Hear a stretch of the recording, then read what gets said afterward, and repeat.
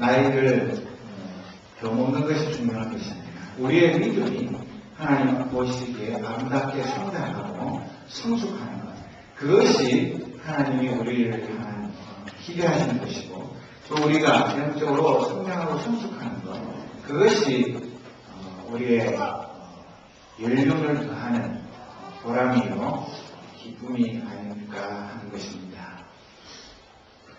지난 성부 영신예배 때 우리가 성부도 뽑고 또 지난 한 해를 회고하고 반성하고 또 새해에 대한 각오와 결심을 나누는 은혜의 시간을 가졌습니다. 비록 며칠 지나지 않고 오늘 2일인데도 벌써 작심 2일도 안 되는 그런 일들이 있더라 할지라도 우리가 하나님 앞에 한번 약속한 것을 끝까지 성실하게 잘 지키려고 최선을 다하는 그것이 아주 중요한 것입니다. 여러분들 올해 계획들은 무엇입니까? 여러분들이 희망하고 여러분들이 올해 한 해 꼭 이루어지기를 소망하는 일들이 무엇입니까?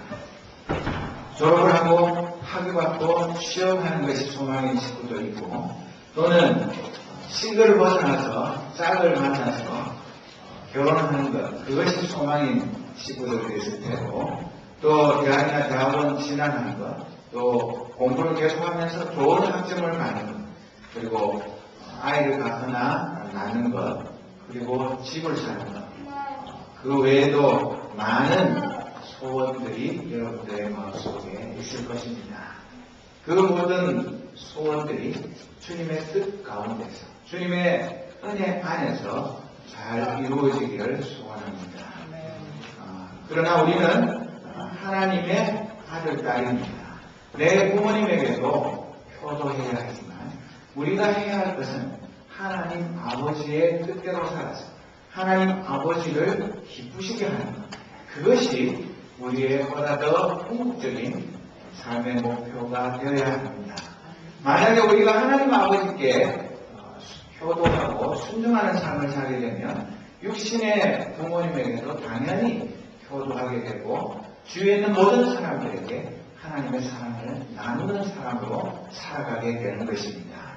그렇기 때문에 우리의 삶의 우선순위를 잘 정해야 합니다.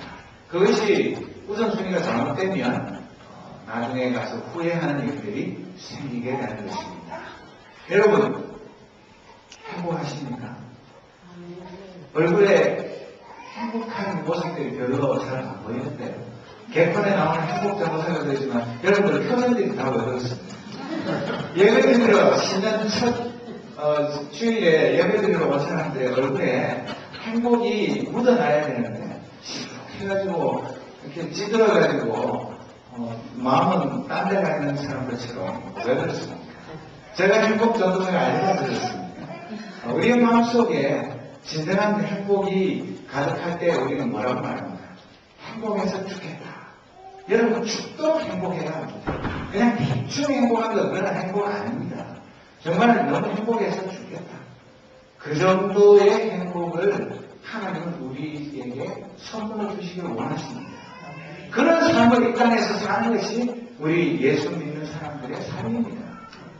그렇기 때문에 코미디 프로 보면서 해먹으려는 것이 아니라 하나님 앞에 예배하고 하나님의 말씀대로 사는 가운데서 우리의 마음속에 저 깊은 곳에서부터 솟구쳐 나오는 내가 주체할 수 없는 진정한 행복, 이런 것들이 우리의 소유가 되어야 하는 것입니다. 신명기 33장 29절에 보면 뭐라고 말씀합니까? 이스라엘이여 너는 행복자로다. 여호와의 구원을 너같이 얻은 백성이 누구뇨? 그는 너를 돕는 방패시요 너의 영광의 칼이시로다. 내 대적이 내게 복종하리니 내가 그들의 높은 곳을 밟으리로다. 아멘이십니까? 정말 우리가 행복자입니까? 우리가 하나님이 이렇게 놀라운 은혜를 주신 하나님의 택한 백성이 맞습니까? 그렇다면 우리가 당연히 하나님이 주시는 참된 행복을 누리는 삶을 살아야 하는 것입니다. 하나님이 왜 우리를 행복자로 선택하셨습니까?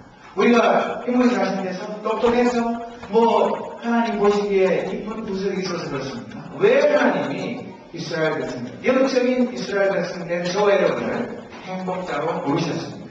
그것은 신명기 7장 6절부터 나오는 말씀, 저하고 한 절씩 돌아가면서 읽어보겠습니다. 여러분은 여호와 하나님의 거룩한 백성이요 여호와께서는 땅 위의 모든 백성 가운데 여러분을 선택하셨소. 여러분은 여호와의 백성이요. 7절 여러분 읽습니다.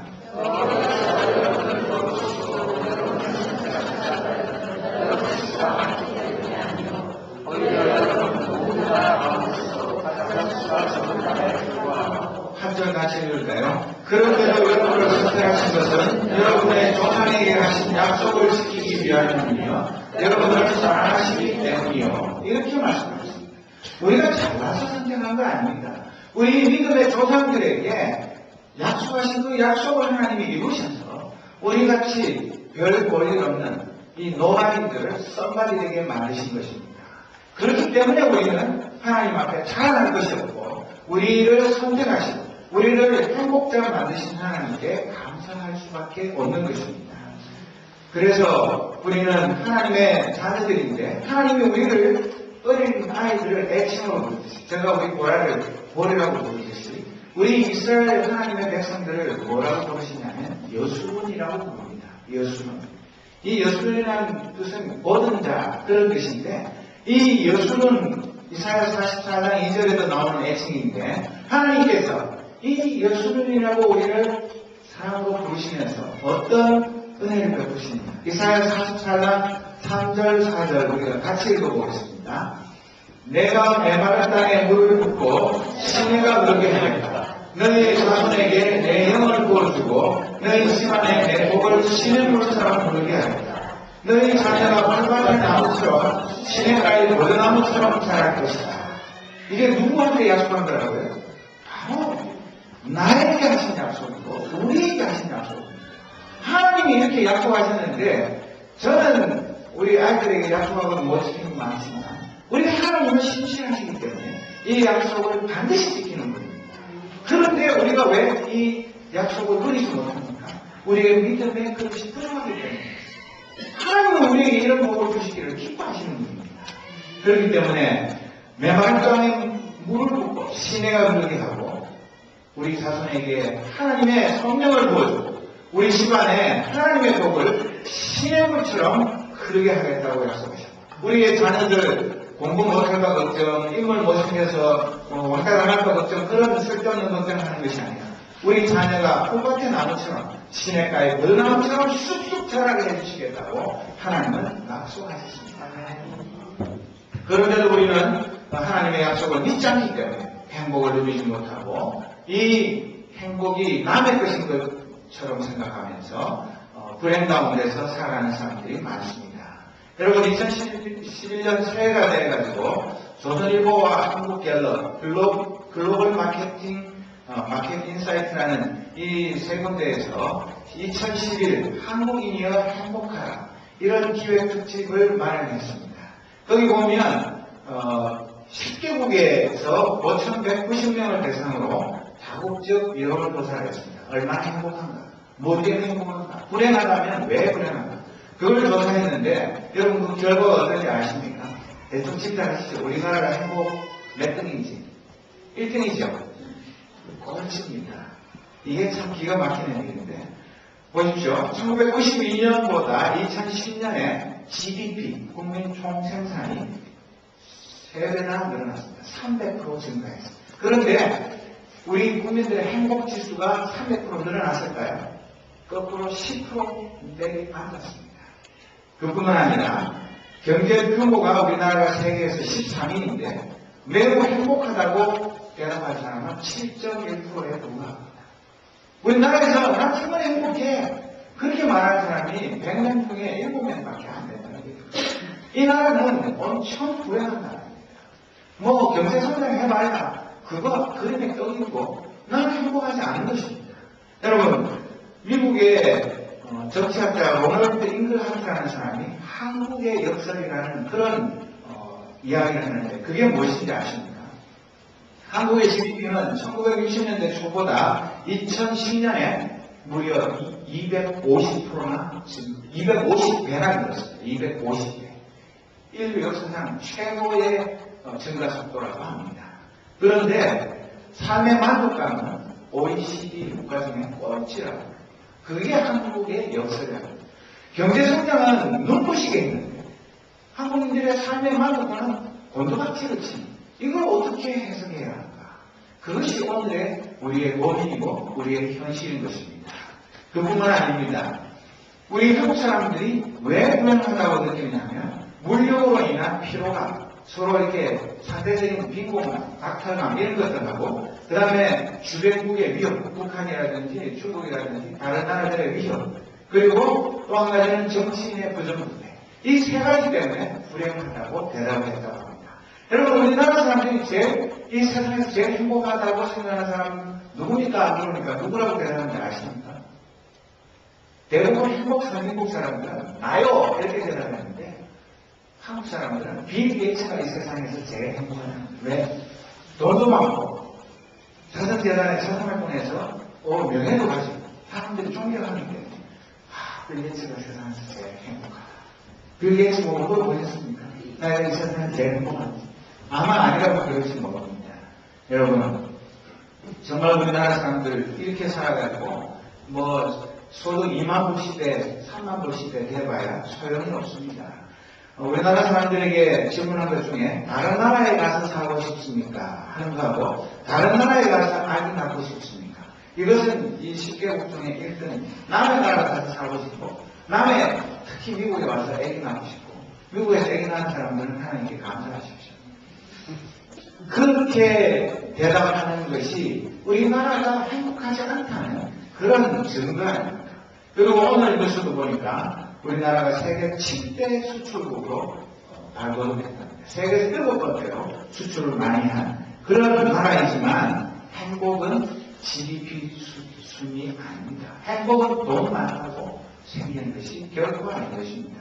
문제는 제가 그런 통계가 말씀드린 것은 우리 예수 믿는 크리스찬들도, 한국의 크리스찬들, 우리 미국에 예배 드리는 우리 식구들조차 별로 다르지 않다는 거지. 별로 행복하지 않아요. 예수 믿었는데 예수 믿기 전보다 별로 행복하지 않아요. 하나가 지나면 더 행복해져야 되고 더 기뻐야 돼요. 더 감사해야 되는데 여러분들 얼굴 표정 이제 왜 그래요? 정말 그런 거예요. 정말 즐거워요. 안 행복해 보여요. 그게 큰 문제예요. 너무 행복한데 들킬까봐 얼굴 표정 관리를 해서 그런 걸로 저는 믿고 싶습니다만, 정말 우리 행복과 사랑과 기침은 감출 수가 없다. 그런 속담이 있는데, 우리가 진짜 행복하면 우리 얼굴에 행복이 저절로 이렇게 흘러 넘치게 되어야 되는데, 우리가 행복하지 않다면 이 세상 사람들이 무슨 나라로 살겠습니까? 우리 크리스천들이 진정한 행복 전도사가 되어야 하나? 다른 후대 속에 오는 사람들이 우리를 보고 행복을 전염하는 것 아닙니까? 사랑하는 믿음의 식구 여러분, 정말 저는 이 시간에 오늘 읽은 말씀을 가지고 행복의 비결이 무엇인가, 그것을 함께 묵상하기를 원하는 것입니다. 행복의 비결은 단 한마디로 말하면 하나님을 기쁘시게 하는 삶입니다. 연봉이 많이 올라가고 박사학위 받고 대학 교수가 되고 내가 원하는 모든 것이 다 된다고 해서 행복이 저절로 따라오는 것 결코 아닙니다. 사도 바울이 이 데살로니가 교회의 성도들에게 뭐라고 편지했습니까? 자기가 신라와 디모데와 함께 하나님을 기쁘시게 하며 살아가도록 이 데살로니가 교회 성도들을 가르쳤다고 자신 있게 말합니다. 그리고 그들이 자기들에게 배운 대로 살고 있다는 것을 알지만 주 예수님 안에서 다시 한번 부탁드립니다. 앞으로도 더 열심히 그렇게 살아가십시오. 하나님을 기쁘시게 하는 삶, 이것이 여러분들의 삶의 목표가 되시길 바랍니다. 그렇게 말하고 있습니다. 그리고 뭐라고 부탁합니까? 주 예수님의 이름으로 명령한 것을 상기시키는데 3절에 보면 하나님께서는 여러분이 성적인 모든 죄를 피하고 거룩하고 순결하게 살기를 원하십니다. 이렇게 말합니다. 여러분, 성적으로 거룩하고 순결한 것하고 하나님을 기쁘시게 하는 것하고 무슨 상관이 있습니까? 내가 성적으로 거룩하고 순결하면 그냥 내 기분 좋고 내가 거리낀 것도 없고 그럴 텐데, 그게 하나님을 기쁘시게 하는 일일까요?